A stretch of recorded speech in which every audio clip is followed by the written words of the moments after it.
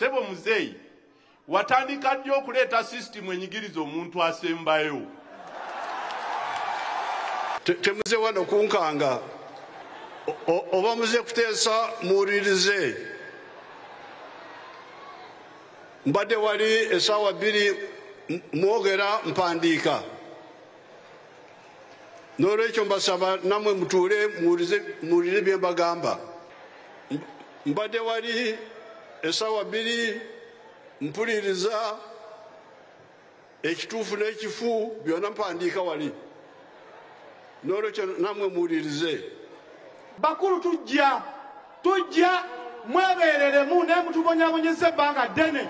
Mwogera ng'abalabe ba Uganda.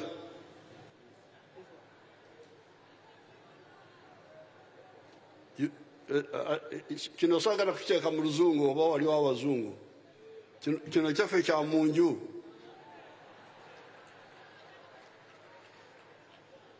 Now, the Bible says, Bible egamba nti tubategerera ku bibala byabwe. We shall know them by their fruits. Musoke. Bible egamba, omukulembeze abagamba nti Bible egamba nti bajja tutegerera ku bikolwa byaffe oba ku bibala byaffe. Now, the challenge Africa has is having people of moyo gwa Uganda, moyo gwa Africa. Kakati bantu mmwe okusomoozebwa Africa kwerina kwe kuba nti tetulina bantu ba moyo gwa Africa ba moyo gwa Uganda. Now, moyo gwa Africa, moyo gwa Uganda is okuzimba Uganda. Omwoyo gwa Africa, moyo gwa Uganda kitegeeza nti ozimbe eggwanga lyo Uganda. Now, a Chinese has come and set up a factory for making, like the one of Kapeka, for making floor tiles. Kakati omuchina ze ataddewo ekkolero ery'okkola ebintu kati ng'eriri e Kapeka erikola tiles zaffe ez'omu nnyumba n'aliteekawo e Kapeka. In the past, Uganda was importing floor tiles of $40 million. Emabegako gye tuvudde eggwanga lyaffe Uganda libadde lisaka tiles ezo oba butafaali obwo nga buli mu $1 million buli mwaka. Now, the Chinese has saved us that chikulukuto. Essaawa zino omuchina yakola ekkolero eryo e Kapeka atutaasizza ekikulukuto kya ssente zaffe $4 million buli mwaka ng'akola tiles ezo nga zikwera wano ewaffe e Uganda. Kati waliwo Sekito n'abalala bamuvumirira.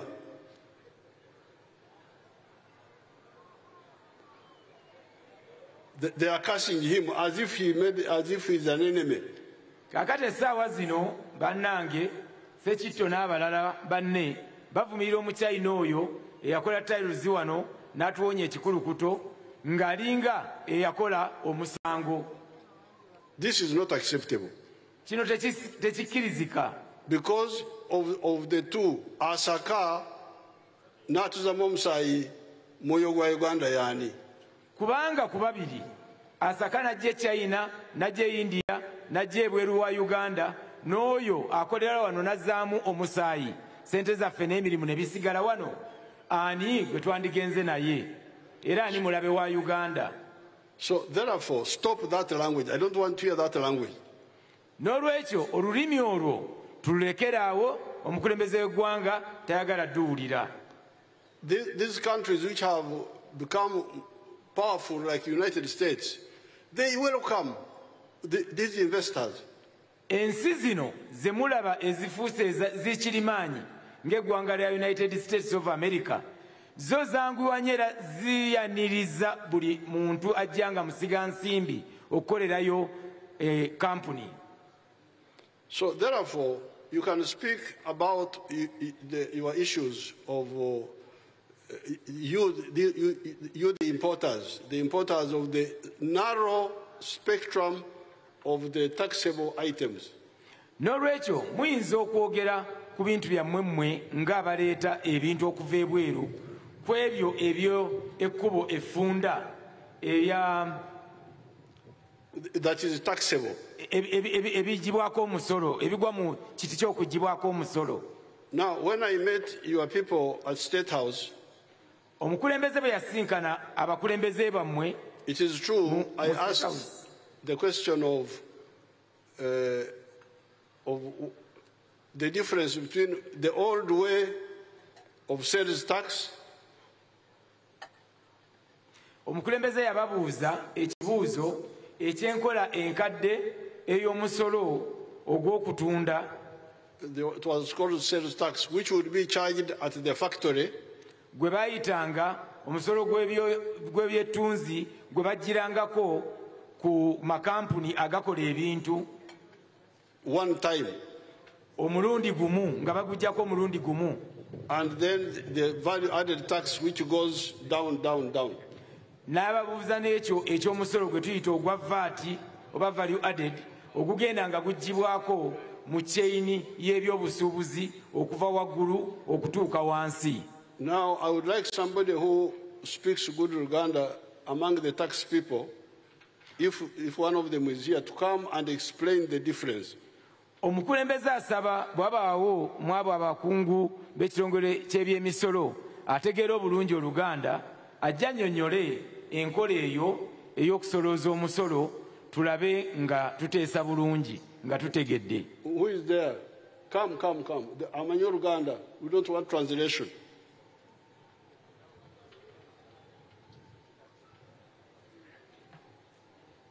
Who knows? Wali wuyo, Your Excellency ajja. Kagwa lyawo. Ono musajja munyala aveeyo obunyala ndowooza oba munyala oba ki?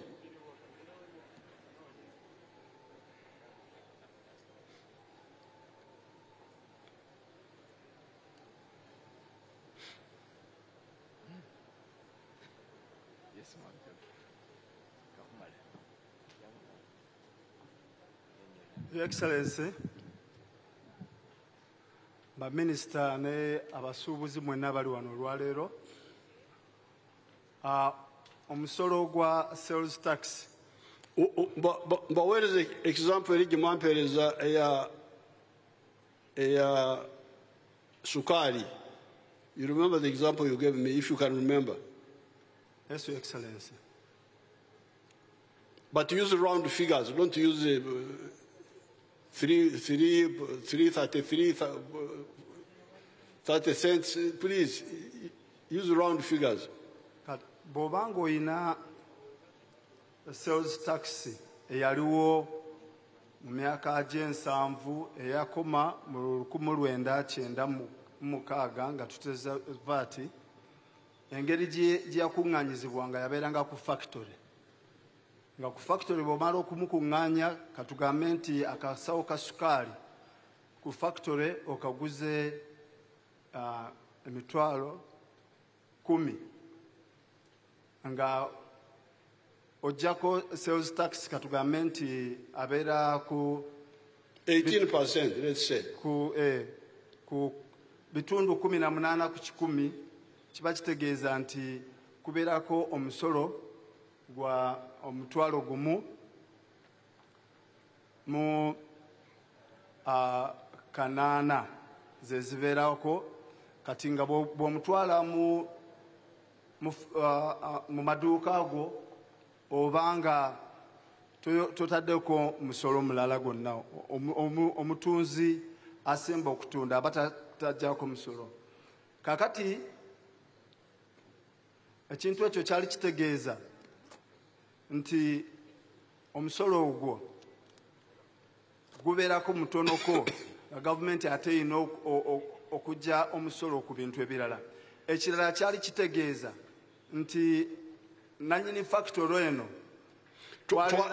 baali bakuŋŋaanya sente ntono. Baali tukuŋŋaanyanga sente ntono ku sales tax. Kati bara nti lindako akasawo ka sukaali kaguze emitwalo 10. Kati omusolo gwa sales tax ogwa 18% kitegeeza nti oyongerako omutwalo gumu mu kanaana. So omusuubuzi the wholesaler yandisasudde emitwalo 11 mu kanaana ku factory ne bikomaawo gavumenti n'ejjako mutwalo gumu mu kanaana zokka. Kati genda mu maaso. Ate nga kyategeezanga nti ku sales tax ono owa factory ono yakozesanga amasannyalaze nga kubeerako omusolo ogwa 18, n'akozesa amazzi, n'akozesa ebintu ebirala byonna nga packaging material, ebyo byonna byabeerangako omusolo. Naye nga ate omusolo ogwo agugatta mu muwendo guli gwagenda okusasuza, gwagenda okutunza omutunzi asembayo. Kati naye bw'oba ogenze ku VAT ku kasawo ako ak'emitwalo 10 kubeerako VAT wa mitwalo 18. Kati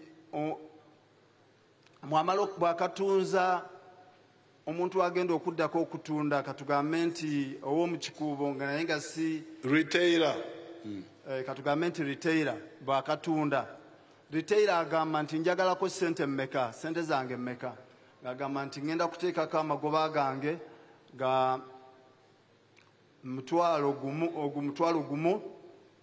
Kati wakwongera ku mutwalo gumu kiba kitegeeza nti alaba nti nasasudde eri omutwalo 10 mu mutwalo 11 mu kanaana, nenyongerako omutwalo gwange ogumu, egibeera emitwalo 12 mu kanaana. Okwo n'alyoka ateekako VAT we 18. Bw'ateekako VAT we 18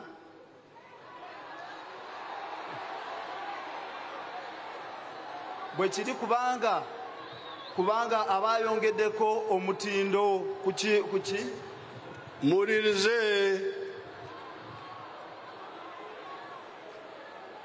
muwulirize aba ayongeddeko omutindo ku kasawo ka sukaali kano ke yajje ekakira n'akaleeta mu dduuka lye.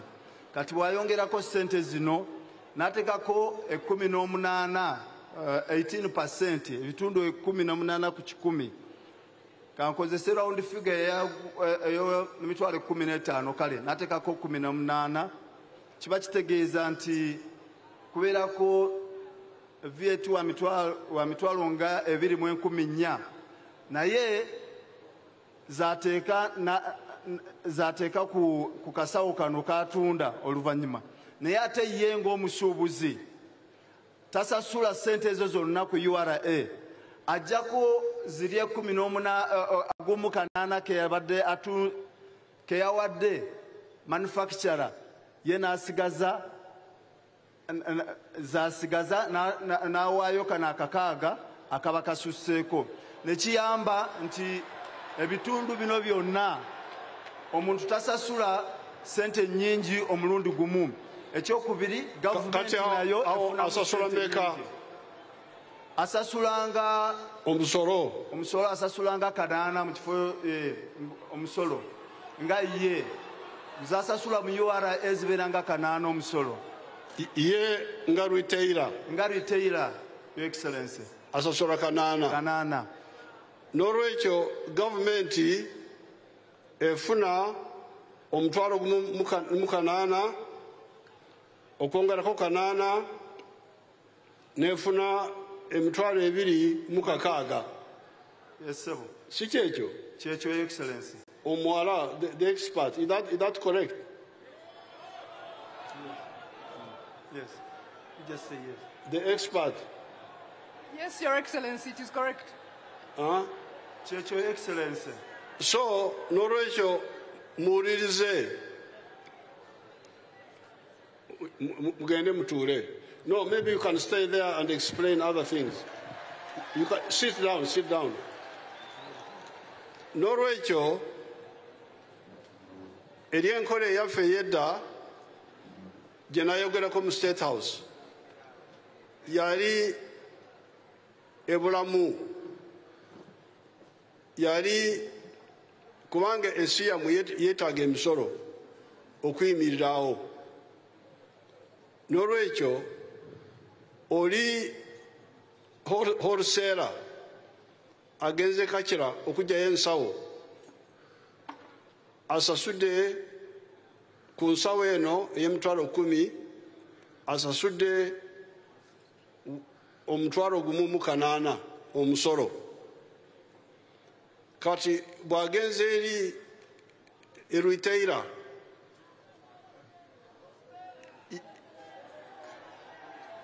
ne bwabeera wholesaler, nze mbadde ntaddeko abantu 2 bokka ng'ekyokulabirako. No, the example is the same.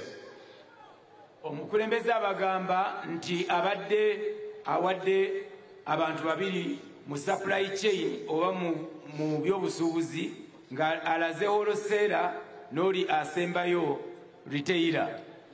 You can add others, but I just want to use a simple example. Mwe musobola okugattako abalala naye ye akuwa ayagala kozese abo 2 ng'ekyokulabirako. Now, if you take those 2, kati bw'otwala abo 2, the first one will pay 18,000. Asooka ajja kusasula omutwalo gumu mu 8. Then the other one will pay 8,000. Oli owokubiri ajja kusasula ennusu 8. So the government will get 26,000. So government ebejja kufunako omusolo gwa mitwalo 2 mu 6 instead of 18,000. mu kifo ky'ogumu 8. So that is the advantage. Eyo gwe mugaso oba kye kirungi ku sayidi ya gavumenti. But individually, naye ku bwa kinnoomu, the contribution is small. Nti kyowaayo kitono ddala. So when I checked that, I didn't see a big danger for you if you are following the exact thing.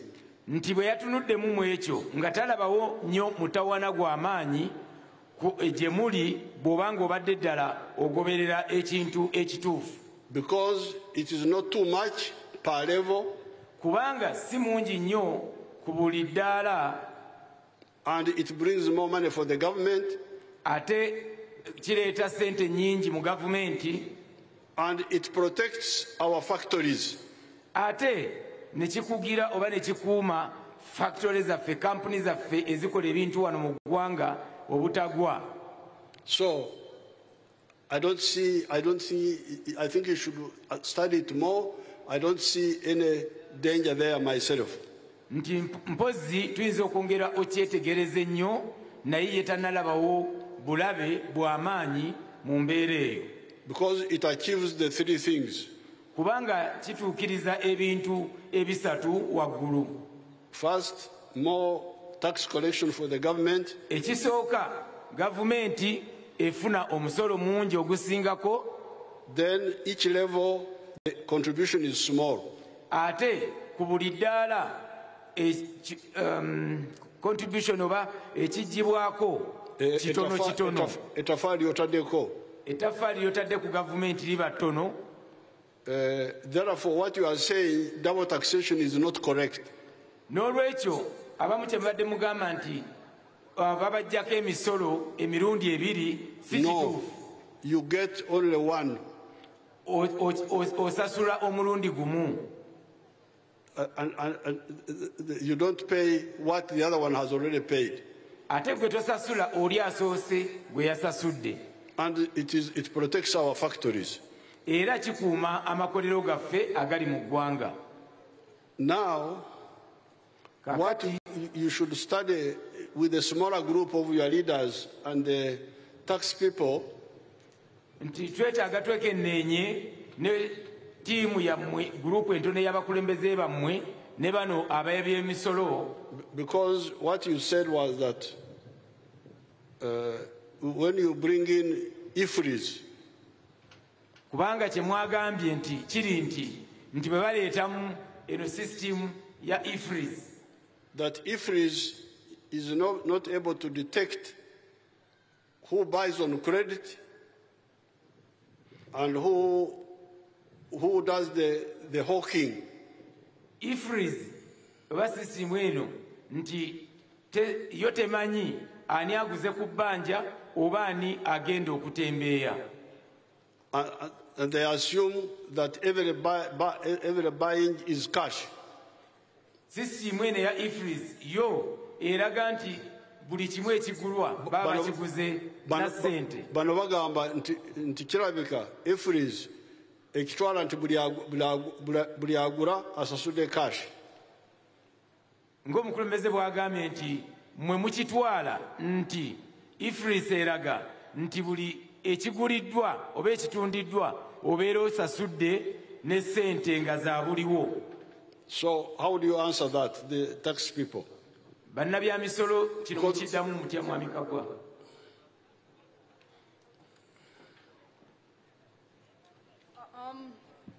Thank you very much, Your Excellency.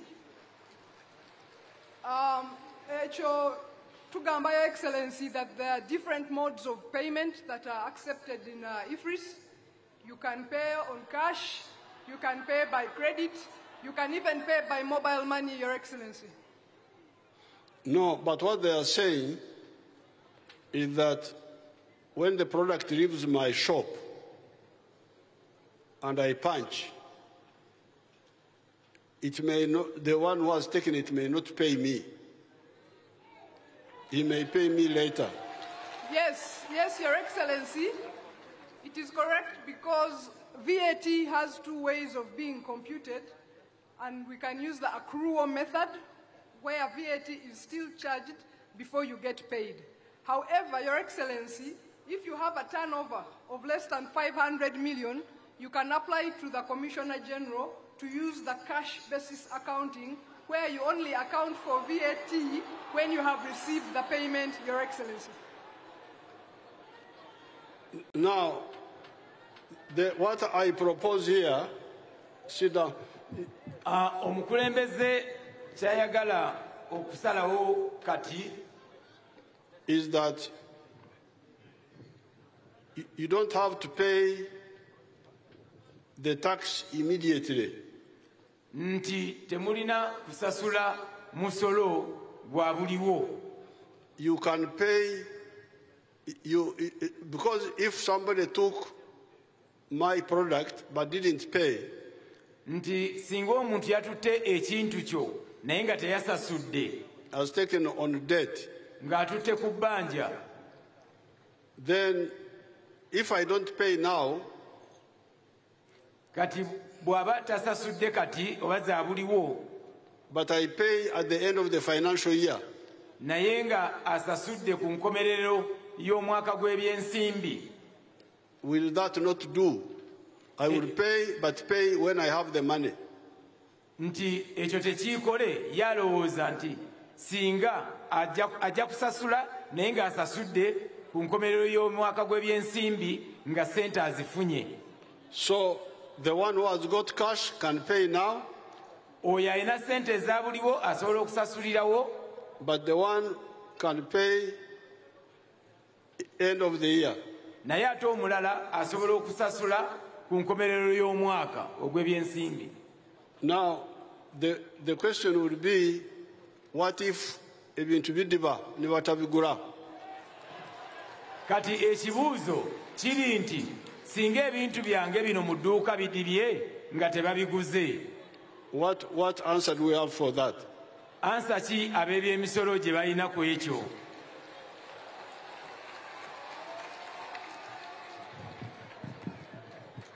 Your Excellency the President, I'm John Musinguzi. I serve as Commissioner General, Uganda Revenue Authority. Your Excellency, the question you asked, IFRIS only monitors what you have sold. It makes a record that you have sold a particular item. The mode of payment is a separate issue. So if you have sold that item on credit, But they need to know. That's why they are worried. That's true, Your Excellency. When they give us the opportunity, we will carry them through this process. Because the truth is, Your Excellency, most of the people here have not yet used the IFRIS. So, so what are the options? You don't have to waste time. What are the options? The options, Your Excellency, you can pay cash, you can pay by credit, you can pay by check, you can make part payment and you leave a balance. It is as flexible as any other payment system. Okay, so translate for the people. No, Rachel. I think I have studied. I don't see the danger of the VAT. No, Rachel. Mukulembeze yekenenyeza tanalabawo buzibu bwa musolo gwa VAT. Because of our big aims. Olw'ebyo ebigendererwa byaffe ebinene. And I have shown you that Uganda can stand on its own. Era balaze nti eggwanga lyaffe Uganda lisobola okweyimirizaawo. I've given the example of milk. Abawadde ekyokulabirako eky'amata. I've given you the example of the cement. Abalaze ekya sementi. Emitayimbwa. Steel bars. You can see where we have been able to stand on our own. Nti musobola okulaba nti examples nga bw'olabye eza sementi, ez'amata, ez'emitayimbwa, mulaba nti tusobola okuyimirirawo ffekka nga tetusase kuva bweru wa ggwanga. So therefore, this tax which is concentrating on, part of it is concentrating on those narrow spectrum of imported items. N'olwekyo omusolo guno oguli nti kaweefube ali ku ebyo ebintu ebitono ebiba ebweru w'eggwanga bye tusaka okuva ebweru w'eggwanga. I don't think you should oppose it. You would be wrong if you do that. Alowooza nti mwandibadde temuguwakanya, mujja kuba bakyamu bwe mukola ekyo ng'ate guva ku bintu ebikoleddwa ebweru w'eggwanga. But you have raised valid points about our way of doing business, which is not very well known in the world. Naye muyina ebintu oba ebirowoozo bye mulogeddeko wano eby'enkola gye tukola mu bizinesi etali nnungi nnyo. Yaffe ya wano yaffe enkola yaffe ya wano. Enkola yaffe ya wano ey'enkola mu bizinesi. Ey'okugamba nti sirina sente mpeera ze ndi kusosola oluvannyuma. Okwewola. Genda otembeye bw'onaatunda onkomezewo sente. So there, the issue is not whether we should pay the tax, but when we pay the tax. Ensonga teri nti oba tusasula omusolo naye omusolo guno tugusasudde ddi. Now I would like to have flexibility. Kati omukulembeze abadde asaba aba ayagala tufunewo awo okubeera nga tuli tugozaamu. That if you can pay cash, you pay. Nti bw'oba osobola okusasula sente eza buliwo sasula. But if you can't, pay later. Ne bw'oba tosobola sasula oluvannyuma. Now, what if the goods don't get sold? Kati watya singa ebintu ebyo tebitundiddwa mu dduuka. Bidiba. How do we handle that? Singa ebintu biba bidibidde mu dduuka ekyo tugenda kikola tutya? Babitwala ne batembera naye ne batabigula ne bikomawo. Nti ebintu ebyo singa babijja mu dduuka ne babitwala ne babitembeya ne bitatundibwa ate ne bikomawo tukikola tutya? That's what I would like. I want some answer there.